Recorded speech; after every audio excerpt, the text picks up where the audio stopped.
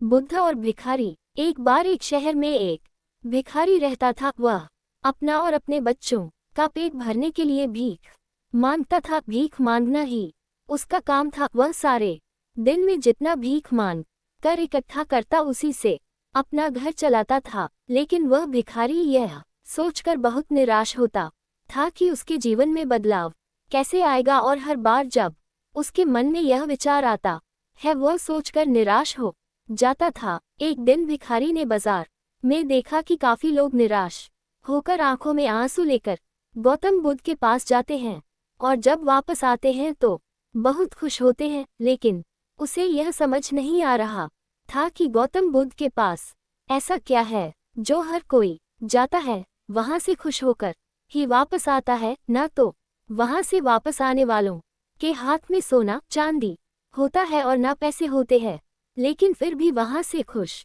होकर ही वापस आते हैं।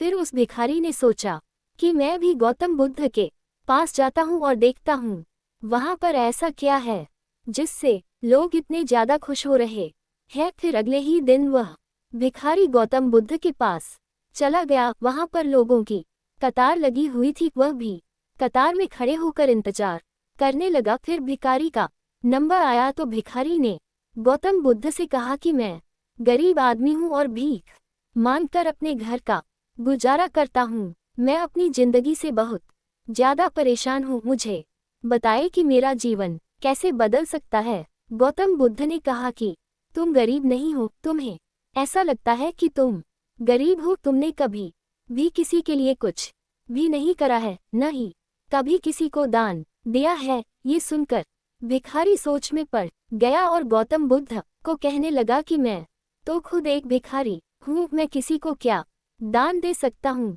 तो गौतम बुद्ध ने कहा कि भगवान ने तुम्हें इतना अच्छा है शरीर दिया है, तुम अपने हाथों से लोगों को दान कर सकते हो। जरूरी नहीं कि दान पैसों का ही होता है, तुम अन्नदान कर सकते हो। तुम अपने मुख से लोगों को अच्छे अच्छे विचार देकर उनका हौसला बढ़ा सकते हो और उनकी सहायता कर सकते हैं। तुम उन्हें शिक्षा दान कर सकते हो।